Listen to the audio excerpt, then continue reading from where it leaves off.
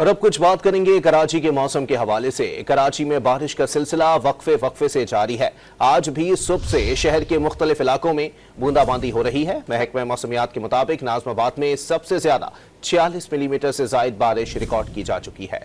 شہر عقائد کے موسم کے بارے میں دیکھتے ہیں یہ رپورٹ۔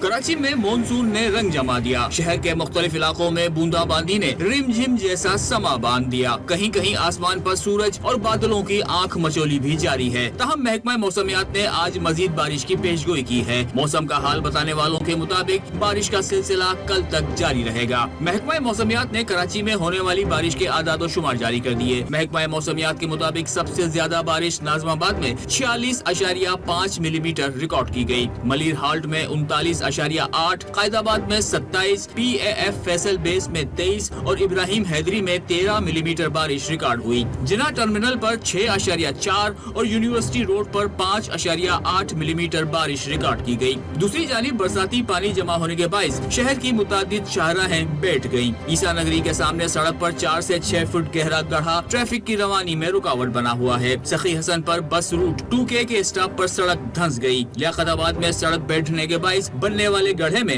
کوسٹر پھنس گئی۔